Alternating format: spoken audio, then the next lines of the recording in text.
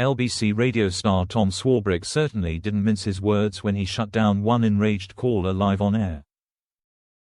During Wednesday's installment, August 13th, of his afternoon show, the 38-year-old broadcaster took calls from listeners up and down the country on some of the biggest issues facing the nation. Arguably, one of the most burning topics which is sure to divide opinions was the rise in shoplifting across the UK. This week, the public have been told by a police chief that they should stand up to shoplifters themselves and not rely on officers for support. Matthew Barber, the Conservative Police and Crime Commissioner for Thames Valley, said tackling thieves was not just a job for police and concerned onlookers for simply filming instances of crime. He criticised the public for being part of the problem, and encouraged shop owners to deal with thieves themselves. With the topic enraging Brits across the country, the broadcaster asked his listeners about their own experiences with shoplifters. Opening the show, one gentleman revealed the distressing number of thieves raid his shop, which has made keeping his business running almost impossible. Later on in the program, the radio host welcomed someone who was quick to sympathize with shoplifters.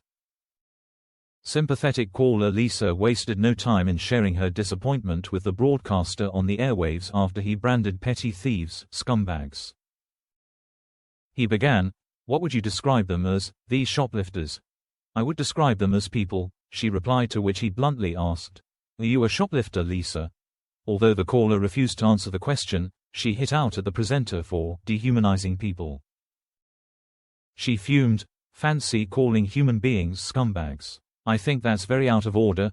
You should not be dehumanizing people. People have their own individual stories. There will be a reason that has brought each and every person to where they are, to the point of shoplifting. Why treat people like they're not human?" It appeared as thought Tom was at the end of his tether as he argued, "They're scumbags.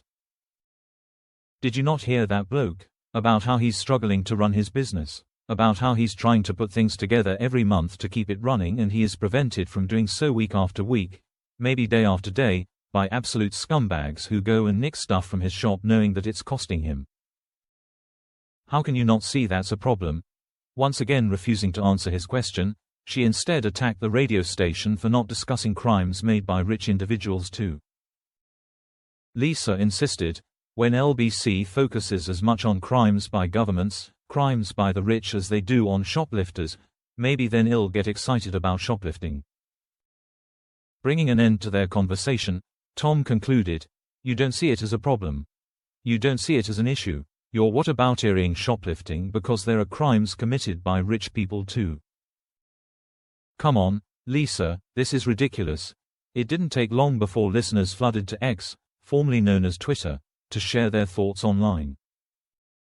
One user penned, "People need to act like decent people, not stealing goods etc. from shops."